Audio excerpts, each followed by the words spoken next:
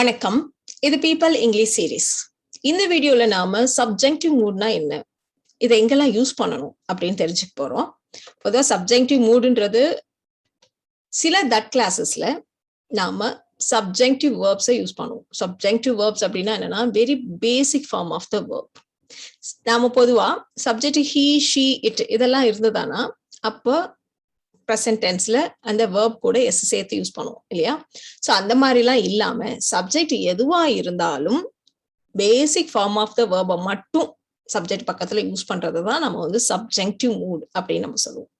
இந்த சப்ஜெக்டிவ் மூடை நம்ம எப்பெல்லாம் யூஸ் பண்ணணும் அப்படின்னா, ஒரு விஷயம் இப்படி நடக்கணும்னு நம்ம ஆசைப்படுறப்போ, இல்ல ஒரு விஷயம் இப்படி நடக்கணும்னு எதிர்பார்க்கிறப்போ, இல்ல இப்படி எல்லாம் நடக்கிற மாதிரி இமேஜின் பண்றப்போ, ஸோ இந்த மாதிரி எல்லாம் மூட்ல நம்ம பேசுறப்போ நம்ம வந்து இந்த சப்ஜெக்டிவ் வேர்பை தான் யூஸ் பண்ணுவோம். இந்த வீடியோல நாம சப்ஜெக்டிவ் வேர்ப்ஸ் எதாவது, அடுத்தது சப்ஜெக்டிவ் நவுன்ஸ் எதாவது, சப்ஜெக்டிவ் அட்ஜெக்டிவ்ஸ் எதாவது, இதை பத்தி எல்லாம் நம்ம வந்து டீடைல்டா பார்க்க போறோம். சோ நம்ம ஃபர்ஸ்ட் என்ன சொன்னோம் அப்படின்னா, ஒரு விஷயம் இப்படி நடக்கணும்னு ஆசைப்படுறப்போ இல்ல எதிர்பார்க்கிறப்போ அப்படின்னு நம்ம சொன்னோம் இல்லையா? இங்க ஒரு லிஸ்ட் ஆஃப் வேர்ப்ஸ் இருக்கு. இந்த வேர்ப்ஸ் பக்கத்துல வர தட் கிளாஸ்ல நம்ம எப்பவுமே சப்ஜெக்டிவ் மூட்ல தான் நம்ம வேர்பை யூஸ் பண்ணுவோம். சோ இந்த வேர்ப்ஸ் லிஸ்ட்டை கொஞ்சம் பார்த்துக்கோங்க. இதெல்லாம் சப்ஜெக்டிவ் வேர்ப்ஸ். ஸோ இந்த இடத்துல நம்ம வந்து ஒரு விஷயம் எதிர்பார்க்கிறப்போ அப்படிங்கிறப்போ நம்ம வந்து அடுத்தவங்களுக்கு என்ன செய்வோம், அப்படி செய்ய அப்படின்னு சஜஸ்ட் பண்ணுவோம், ரெக்கமெண்ட் பண்ணுவோம், ரெக்வஸ்ட் பண்ணுவோம், கமெண்ட் கூட பண்ணலாம், கேட்டுக்கலாம், இந்த மாதிரி நிறைய விஷயங்கள் சொல்லுவோம் இல்லையா? ஸோ இன்சிஸ்ட் பண்றது, இந்த மாதிரியான இந்த வேர்ப்ஸ் பக்கத்துல எல்லாம் வர்ற தட் கிளாஸ்ல நம்ம வந்து வேர்போடைய பேசிக் ஃபார்மை தான் யூஸ் பண்ணுவோம். இப்போ ஒரு எக்ஸாம்பிள் எடுத்துக்கலாம். இப்போ வந்து ஒரு எஸ்ஸே எழுதணும். டீச்சர் என்ன சொல்றாங்கன்னா, அந்த 2 பக்கத்துக்கு எஸ்ஸே எழுதுங்க அப்படின்னு ஒரு சஜஷன் சொல்றாங்க, இல்ல அட்வைஸ் பண்றாங்க. நம்ம எப்படி வேணா எடுத்துக்கலாம் இந்த இடத்துல. சோ 2 பக்கம் அப்படின்னு ஒரு சஜஷன் அப்படின்னாலே அது கண்டிப்பா கரெக்டா 2 பக்கத்துக்கு இருக்கணும்னு அவசியம் இல்லை. ஒரு 1.5 பக்கமா இருக்கலாம், இல்ல 2.25 பக்கமா இருக்கலாம், 2.5 பக்கமா இருக்கலாம். சோ கொஞ்சம் முன்ன பின்ன இருக்கலாம். ஆனா டீச்சர் வந்து பொதுவா சஜஷன் சொல்லுவாங்க. சோ இந்த மாதிரி இருக்கிறது தான் நம்ம வந்து சப்ஜெக்டிவ் மூடுன்னு சொல்றோம். சோ ஒரு விஷயம் கண்டிப்பா அப்படியே நடக்கும்னு சொல்ல முடியாது, கொஞ்சம் முன்ன பின்ன இருக்கலாம். பட் நம்ம வந்து என்ன எதிர்பார்க்கிறோம் அதுதான் நம்ம வந்து சப்ஜெக்டிவ் மூட்ல நம்ம சொல்லுவோம். So the teacher suggest that. இப்ப அவனை 2 பக்கத்துல எஸ்ஏ எழுத சொல்றாங்க teacher. So the teacher suggest that he right a 2-page essay. So இதுல பாத்தீங்கன்னா இந்த தட் கிளாஸ் இருக்கு இல்லையா, இந்த தட் கிளாஸ்ல நம்ம சப்ஜெக்ட் பக்கத்துல வெரி பேசிக் வேர்பை தான் யூஸ் பண்ணியிருக்கோம். நம்ம இந்த ஹீ கூட ஹீ வந்திருக்கிறதுனால வேர்ப் கூட எஸ் எல்லாம் எதுவும் சேர்க்கல. ஆனா இந்த பேசிக் சென்டென்ஸ்ல பாருங்க, இந்த டீச்சர் சஜஸ்ட் தட் அப்படின்னு சொல்றப்போ நம்ம இந்த சஜஸ்ட் கூட எஸ் சேர்த்திருக்கோம். ஏன்னா சப்ஜெக்ட் டீச்சர் அப்படின்னு இருக்கிறதுனால, டீச்சர்ங்கிறப்போ ஹி அவோ ஷி அவோ இருக்கலான்றதுனால நம்ம இங்க வேர்போட எஸ் சேர்த்திருக்கோம். ஆனா இந்த தட் கிளாஸ்ல நம்ம சப்ஜெக்டிவ் மூட்ல தான் வேர்பை யூஸ் பண்ணியிருக்கோம். இதே மாதிரியான இன்னொரு எக்ஸாம்பிள், ஒரு இன்சிஸ்ட் பண்றது. நீ வந்து ஒரு வாரத்துல டியூட்டில ஜாயின் பண்ணணும் அப்படின்னு இன்சிஸ்ட் பண்றது. சோ இந்த இடத்துல எல்லாமே என்னன்னா எதிர்பார்க்கிறது, அந்த மாதிரி தான் நம்ம இங்க யூஸ் பண்றோம். So it is insisted that, வலியுறுத்தப்பட்டுள்ளது. இப்போ ஒரு லெட்டர் வருது, அந்த லெட்டர்ல வந்து நீங்க வந்து 1 வீக்ல டியூட்டில ஜாயின் பண்ணணும் அப்படின்னு சொல்லியிருக்காங்க. அப்படிங்கிறப்ப நம்ம வலியுறுத்தப்பட்டுள்ளது அப்படின்னு நம்ம சொல்லுவோம். So it is insisted that he joined the duty in a week. So he பக்கத்துல நம்ம வந்து verb கூட s எல்லாம் சேர்க்கல, he joined the duty in a week. இப்போ நாம பார்க்க போறது ஒரு நெகட்டிவ் எக்ஸாம்பிள். சோ நெகட்டிவ்ல நம்ம வந்து எப்படி யூஸ் பண்றது, அதே மாதிரி பி வேர்பை வச்சு எப்படி யூஸ் பண்றது, இது ரெண்டுக்குமே இந்த எக்ஸாம்பிள் எடுத்துக்கலாம். இப்போ ஒருத்தர் அவருடைய அபார்ட்மெண்டோட சேர்ந்த ஒரு பார்க்கிங் ஏரியா இருக்கு, அதை வந்து 11 o'clock வரைக்கும் திறந்து இருக்கணும்னு கேட்டுக்கிறாருன்னு வச்சுக்கோங்களேன். சோ திறந்து இருக்கணும் அப்படின்னாக்கா இந்த parking area is open till 11 o'clock இல்லையா? சோ அந்த இஸ், ஆம், ஆர் இந்த மாதிரியான வார்த்தைகள் இது எல்லாத்துக்குமான பேசிக் ஃபார்ம் என்னது, பி இல்லையா? சோ ஒண்ணு திறந்து இருக்கணும் அப்படிங்கிறப்போ இந்த parking area is open till 11 o'clock அப்படின்னு நம்ம சொல்லுவோம் இல்லையா? அதை நாம he requested that. சோ பொதுவா அந்த requested எல்லாம் வந்ததானா அது கூட வர that கிளாஸ்ல நம்ம வந்து சப்ஜெக்டிவ் மூட்ல தான் verb யூஸ் பண்ணணும்.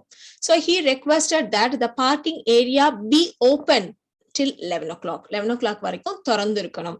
சோ இது வந்து ஒரு பாசிட்டிவ் சென்டென்ஸ். இப்ப அதே நெகட்டிவா க்ளோஸ் பண்ணக்கூடாது, க்ளோஸ் பண்ணாதீங்க அப்படின்னு சொல்றாங்கன்னு வச்சுக்கோங்களேன். அப்ப நெகட்டிவ்ல இந்த நாட் எங்க யூஸ் பண்ணணும் அப்படின்னா, அந்த பிக்கு முன்னாடி இந்த நாட்டை நம்ம யூஸ் பண்ணணும். பொதுவா நாம சாதாரணமா சென்டென்ஸ் சொல்றப்போ இந்த parking area is not closed அப்படிதான் நம்ம சொல்லுவோம். இந்த இஸ், ஆம், ஆர் இதுக்கப்புறம் தான் நாட் ஜென்ரலா வரும் இல்லையா? பட் இந்த சப்ஜெக்டிவ் மூட்ல யூஸ் பண்றப்போ நாம இந்த நாட்டை இந்த பிக்கு முன்னாடி யூஸ் பண்ணணும். So he requested that the parking area not be closed till 11 o'clock. இப்ப நம்ம பார்க்க போறது சப்ஜெக்டிவ் நவுன்ஸ். இந்த நவுன்ஸ் பக்கத்துல எல்லாம் தட் கிளாஸ் வர்றப்போ அந்த தட் கிளாஸ்ல நம்ம சப்ஜெக்டிவ் மூட்ல தான் வேர்பை யூஸ் பண்ணணும். நம்ம சில வேர்ப்ஸ் எல்லாம் பார்த்தோம் இல்லையா, அதோடைய நவுன் ஃபார்ம்ஸ் தான் இங்கேயும் இருக்கு. ஸோ அதனால இதை நீங்க ஞாபகம் வச்சுக்கிறது ரொம்ப ஈஸி தான். அங்க சஜஸ்ட்னு சொன்னோம், இங்க சஜஷன் சொல்றோம், அவ்வளவுதான். அங்க ப்ரப்போஸ்ன்னு சொன்னோம், இங்க ப்ரப்போசல் அப்படின்னு சொல்லியிருக்கோம். ரெக்கமெண்ட்னு சொல்றதை இங்க ரெக்கமெண்டேஷன் சொல்லியிருக்கோம், அவ்வளவுதான்.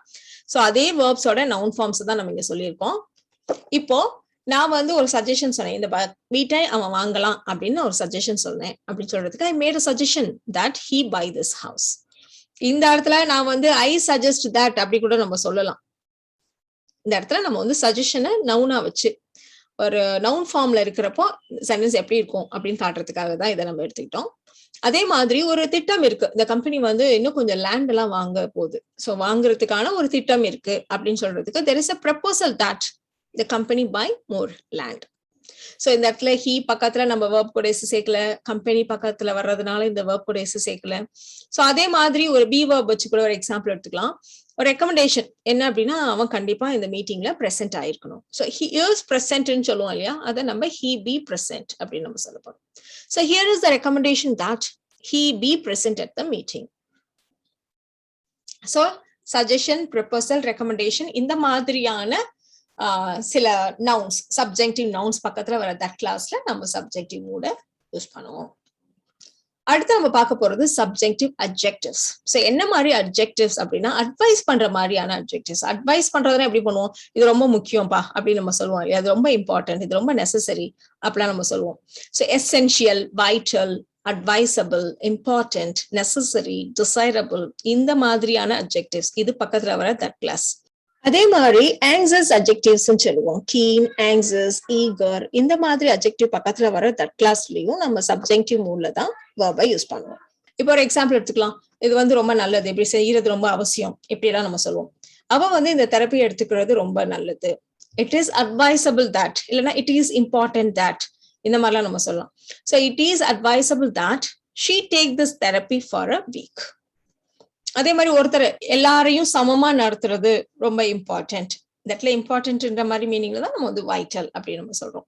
So everyone is treated equally. அந்த isக்கு பதிலா தான் be verb, be.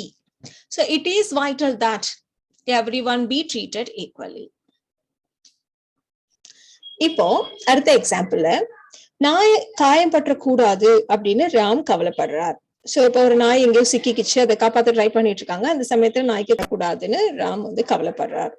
சோ இந்த மாதிரி கவலைப்படுறது, நர்வஸா இருக்குது, டென்ஷனா படப்படப்பா இருக்குது, இதுதான் நம்ம வந்து ஆங்ஸியஸ் அப்படி சொல்லுவோம். So Ram is anxious that the dog not be hurt. So இந்த இடத்துல நெகட்டிவ்ல dog should not be hurt அப்படின்னு நம்ம சொல்லுவோம் இல்லையா, அதுதான் இங்க the dog not be hurt அப்படின்னு நம்ம சொல்லியிருக்கோம்.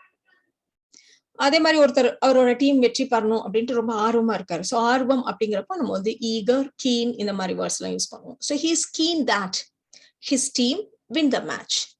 சோ இந்த இடத்துல நம்ம எடுத்துட்டு இருக்க எல்லா எக்ஸாம்பிள்லயுமே நம்ம வந்து பக்கத்துல எஸ் சேர்க்காம வர்ற மாதிரி தான் நம்ம காமிச்சிருக்கோம். நீங்க இதே இடத்துல ஐ, யூ, வி, தே என்ன மாதிரியான சப்ஜெக்ட் வந்தாலும் இப்படிதான் நம்ம யூஸ் பண்ண போறோம். பட் அத மாதிரி சப்ஜெக்ட காட்டுறப்போ பக்கத்துல நமக்கு ஒன்னும் டிஃபரன்ஸ் தெரியாதுங்கிறதுனாலதான் நாம வந்து எல்லாமே தேர்ட் பர்சன் சிங்குலர் வர்ற மாதிரியான எக்ஸாம்பிள்ஸா எடுத்துட்டு இருக்கோம்.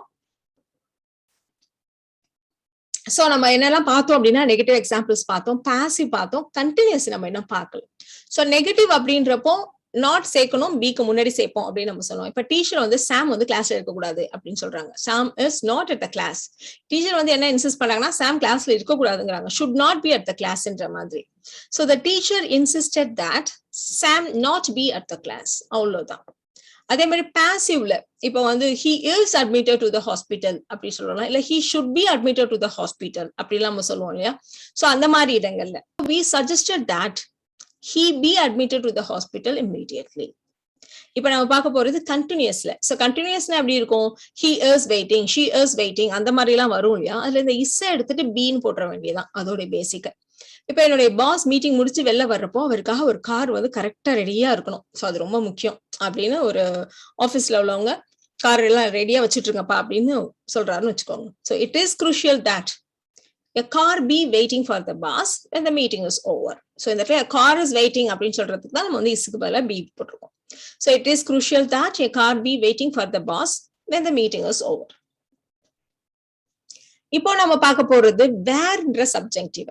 சோ நம்ம ஏற்கனவே 2 சிச்சுவேஷன்ஸ் பார்த்துட்டோம். ஒண்ணு வந்து என்ன அப்படின்னா, இப்படி நடக்கணும்னு ஆசைப்படுறது, இல்ல இப்படி நடக்கணும்னு எதிர்பார்க்கிறது. இப்ப 3வது நம்ம பார்க்க போறது என்னன்னா, இமேஜினேஷன். இப்படி இருந்தா, நான் இப்படி இருந்தேன்னா, நான் இந்நேரம் அங்க இருந்தா, நான் மட்டும் ஒரு பேர்டா இருந்தா, சோ இதெல்லாம் பார்த்தீங்கன்னா ஜஸ்ட் இமேஜினேஷன். இப்படி நடக்கிறதுக்கு வாய்ப்பே இல்ல இல்லையா? சோ இந்த மாரி இடத்துல தான் நம்ம வந்து வேர் அப்படின்ற சப்ஜெக்டிவ யூஸ் பண்ணுவோம். சோ இந்த மாரி நம்ம ஒரு விஷயத்த வந்து நான் இப்ப அங்க இருக்கணும்னு ஆசைப்படுறேன் அப்படின்னு சொல்றதுக்கு ஐ விஷ் அப்படி யூஸ் பண்ணுவோம். நான் அப்படி இருந்தேன்னா, நான் வந்து ஒரு பிரசிடென்ட்டா இருந்தா, நான் ஒரு பேர்டா இருந்தா, இந்த மாதிரி எல்லாம் சொல்றதுக்கு நம்ம வந்து இஃப் கிளாஸ் யூஸ் பண்ணுவோம். சோ இந்த மாதிரி யூஸ் பண்றப்போ, இப்ப நான் மட்டும் இன்னும் கொஞ்சம் இன்டெலிஜென்ட்டா இருந்தா, நான் மட்டும் ரொம்ப இன்டெலிஜென்ட்டா இருந்தா எவ்வளவு நல்லா இருக்கும். நான் அப்படி இருக்கணும்னு ஆசைப்படுறேன் அப்படின்னு சொல்றதுக்கு I wish I were so intelligent. இந்த இடத்துல பாத்தீங்கன்னா, நம்ம ஐ பக்கத்துல இது வந்து இப்படி இருக்கணும்னு ஆசைப்படுறேன் தான். ஆனா கூட நம்ம வந்து வேர் அப்படின்ற மாதிரி யூஸ் பண்ணிருக்கோம். அது ஒரு பாஸ்ட் டென்ஸ்ல அதுவும் சம்பந்தம் இல்லாத ஒரு பி வெர்பை யூஸ் பண்றோம் இல்லையா? So I wish I were so intelligent. அதே மாதிரி நான் மட்டும் ரிச்சா இருந்தேன்னா, நான் அந்த வீட்டை வாங்கிடுவேன். இல்லைன்னா இந்த மாதிரி ஒரு வீடு காட்டுவேன். இந்த மாதிரிலாம் சொல்றதுக்கு if I were rich I would buy this house. அதே மாதிரி இங்க இருக்கீங்க, நான் இந்நேரம் அங்க இருந்தா அவ்வளவு நல்லா இருக்கும். நான் இப்ப அங்க இருக்கணும்னு நினைக்கிறேன். I wish I where there. So நான் மட்டும் ஒரு பேர்டா இருந்தா அப்படியே பறந்து போயிடுவேன் அப்படி சொல்லுவோம் இல்லையா? If I were a bird I would fly to Australia. So இந்த இடத்துல இமேஜினேஷன். சோ இமேஜினேஷன்ங்கிறப்ப ஐ விஷ் கூட இல்ல இஃப் கூட நம்ம வந்து இந்த வேர்ன்ற சப்ஜெக்டிவா யூஸ் பண்ணுவோம். சோ இந்த வீடியோல நாம சப்ஜெக்டிவ் மூட்னா என்ன, எந்தெந்த வேர்ப் பக்கத்துல வர தட் கிளாஸ், எங்கிருந்த நவுன் பக்கத்துல வர தட் கிளாஸ், எந்த அட்ஜெக்டிவ் பக்கத்துல வர நவுன் கிளாஸ், இதுல எல்லாம் நம்ம வந்து எப்படி யூஸ் பண்ணுவோம், இதோட சென்டென்ஸ் ஸ்ட்ரக்சர் எப்படி இருக்கணும் அப்படின்றதெல்லாம் நம்ம டீடைல்டா பார்த்தோம். இந்த வீடியோ உங்களுக்கு யூஸ்ஃபுல்லா இருக்கும்னு நினைக்கிறேன். Thank you so much.